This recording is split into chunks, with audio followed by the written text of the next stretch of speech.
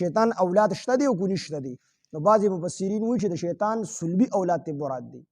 یعنې چې کوم د شیطان د شا نه پیدا شوي دي په خپل اولاد، او بعضې وایي چې د شیطان چې کوم ملګري دي نو دا هم د شیطان اولاد دي. ځکه به صحیح حدیث کې دي حضرت سلمان فارسی رضی الله ته نبی علیه السلام نصیحت وکړو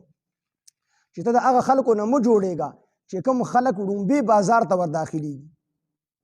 او د هغه خلکو نه هم مه جوړېږه چې کوم خلک د بازار نه په آخره کې راوځي، یعنې ټول وخت بازار کې څه کار شته دی نه او خپل ټول وخت چې کوم دی بازار ته ورکړی دی. ځکه په مخ ته ځمکه باندې په ټولو کې بهترین ځایونه د الله په نزد باندې جوماتونه دي، او د ټولو نه بدترین ځایونه دا بازارونه دي. سلمان فارسی رضی الله عنه نبی علیه السلام فرمایي چې ته د هغه خلکو نه مه جوړېږه چې د ټولو نه اول بازار ته داخلېدونکي دي، مطلب چې دوی بل څه کار نشته دی خو چې ځینو بازار ته ور داخلېږي، او د هغه خلکو نه هم مه جوړېږه چې ټولو نه آخر د بازار نه راوځي. وي ځکه چې په دې بازار کې شیطانان اګۍ اچي ولته کېږدي او د هغې نه بیا بچي جوړېږي. نو د دې نه یو معلومه شوله چې د شیطان صلبي اولاد هم شته دی، اګۍ اچي او د هغې اګو نه چې کوم دی بچي پیدا کېږي. تفسیر قرطبي امام قرطبي رحمه الله د دې نه وروسته لیکلي دي چې د شیطان مددګاران،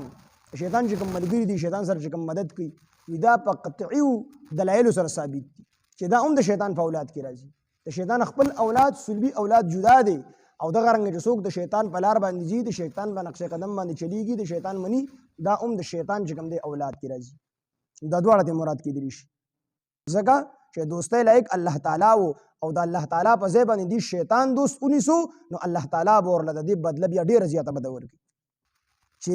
دا خلک د شیطان دوستي کوي، او یوازې دوستي نه بلکې شیطانان خپل رب ګڼي،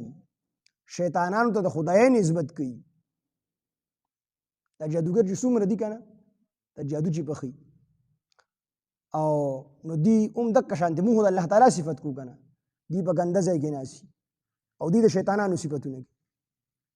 مونږ د الله تعالی صفت کوو او دوی د شیطانانو صفتونه کوي. نو دوی شیطان خپل رب ګڼي او شیطان خپل الہ ګڼي، یعنی د الله تعالی سره دا شیطان په خدایۍ کې شریک کوي، یا ډایرکټ شیطان شریک کوي، یا د شیطان په وینا سره بوتانو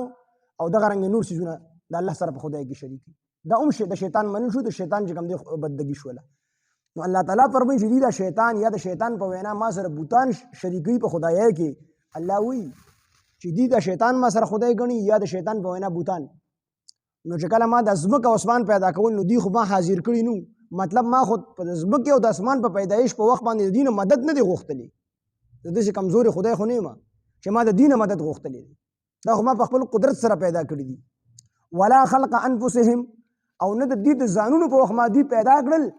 چې د دې نه تپوس وکړم یا دوی ما سره مدد وکړي. نو دوی چې کله ما پیدا کول هم ما دینو پیدا کړي، بلکې په خپل قدرت سره مې ډایرکټ پیدا کړي، نه دې نه مدد د دې په پیدایش کې هم نه دی غوښتلی. الله وایي زه داسې ذات نه یم چې یو سړی په خپله ګمراه دی او زه د مدد والم، زه خپل مددګار جوړ کړم، ما ته د مدد ضرورت هم نشته دی، او بیا ګمراه خلک پسې د خپل ځان دپاره مددګاران جوړوم. دا چا چې کوم څیز د الله تعالی سره شریک کړی دی هغه څیز به راوغواړي. کو چا بت شریک کړی دی، کو چا شیطان شریک کړی دی، کو چا انور سپوږمۍ شریک کړی ده، کو چا ستوري شریک کړی دی، کو چا اور د الله سره شریک کړی دی، دا خپل خپل خدایان به راوبلي راوبغواړي. الله به دوی چې دي راوغواړئ، په دې باندې ستاسو یقین او ایمان دي راوغواړئ، دوی به مدد ونکړي، او الله تعالی به د خپل خدایان د خپل مدد دپاره راوغواړئ چې ستاسو دا خدایان تاسو زمانه خلاص کړي. څوک نشي خلاصولی، خو په دغه ټایم کې به دا خلک د ملامته کولو دپاره الله تعالی وفرمایي چې دا خپل شریکان راوغواړئ، زما شریکان راوغواړئ، تاسو زما سره شریک کړي دي. نو که پرده نه وي هم دوی به د دې نه ورک شي،